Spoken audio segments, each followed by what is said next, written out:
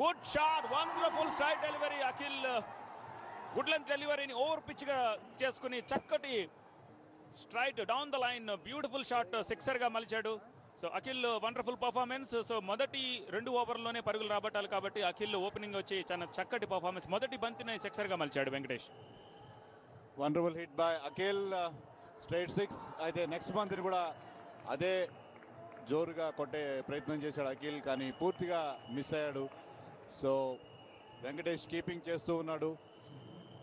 Straight 6 చాలా తక్కువ వచ్చి Akhil one of those rare shots కొట్టడం మనం చూసాం.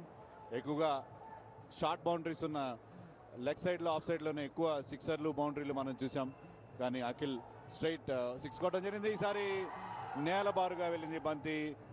ఆ బంతి ఫీల్డర్కి వెళ్ళే లోపల కేవలం ఒక సింగిల్ మాత్రం లభించింది. So excellent over by Adarsh. First ఓవర్లో ఆశించిన పరుగులు రాలేదు, కేవలం 9 పరుగులు వచ్చాయి. ఒక సిక్సర్ వచ్చినా కూడా కేవలం 9 పరుగులు మాత్రమే వచ్చాయి నాగార్జున టీంకి. బట్ ఇది ప్రెషర్ టీం, ప్రెషర్ క్రికెట్, 2 ఓవర్లు. సో చాలా చాలా important match and important innings. Second over వేయడానికి రెడీగా ఉన్నాడు సమ్రాట్ సత్య.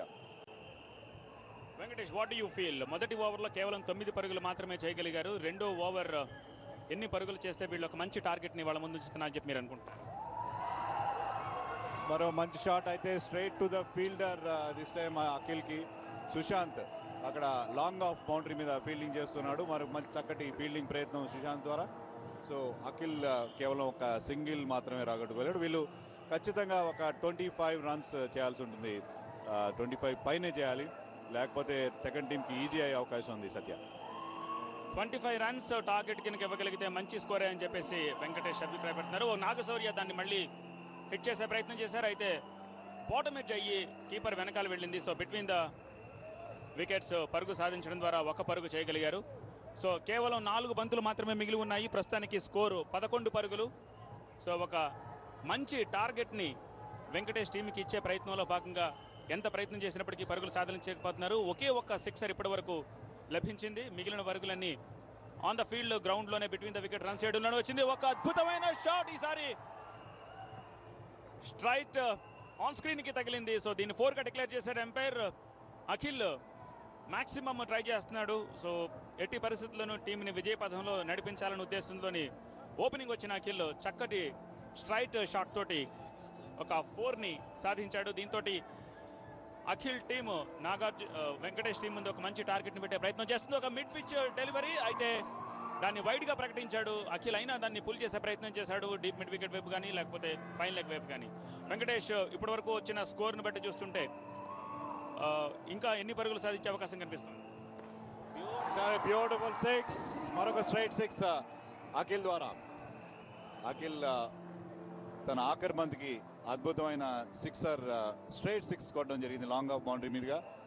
దాంతో అతని ఇన్నింగ్స్ ముగిసింది. ప్రస్తుతం 23 రన్స్కి ఇన్నింగ్స్ ముగిసింది. 23 రన్స్ ఇన్ 2 ఓవర్స్. ఆఖరి బంతికి ఒక సిక్సర్ బాది మంచి లక్ష్యాన్ని వెంకటేష్ టీం ముందు ఉంచాడు Akhil. But we have to wait and see. బంతుల విషయంలో చిన్న డిస్కషన్. ఇంకా 2 బంతులు వాటిలో మిగిలి ఉన్నాయని చెప్పి మా స్కోరర్ తెలియజేస్తున్నారు. అదే విషయాన్ని బ్యాట్స్మెన్ ఫీల్డర్స్ మధ్యలో డిస్కషన్ ఉంది. So there is some confusion. So వైట్స్ని మనం పరిగణలోకి తీసుకుంటే ఇంకా 2 బంతులు నాగార్జున టీంకి మిగిలే ఉన్నాయి. ఇది ఒక బోనస్గా మనం చెప్పుకోవచ్చు. 2 బంతుల ఆట మిగిలి ఉంది. Sachin Joshi is the new batsmen. Akhil retire అయిన తర్వాత సచిన్ జోషి అతని స్థానంలో బ్యాటింగ్ చేయడానికి సిద్ధంగా ఉన్నాడు. Left hander Sachin Joshi. మొదటి బంతి దాన్ని భారీ షాట్ కొట్టే ప్రయత్నంలో పూర్తిగా మిస్ అయ్యాడు. వెంకటేష్ కీపింగ్ చేయడంతో ఎలాంటి పరుగులు లభించారు. Last ball we have to see last బాల్కి ఎలాంటి ఫైర్ వర్క్స్ ఉంటాయో. సందీప్ సమ్రాట్ ఓన్లీ 4 మాత్రమే లభించింది. దాంతో score 26 runs for the loss of 2. 26 runs innings complete.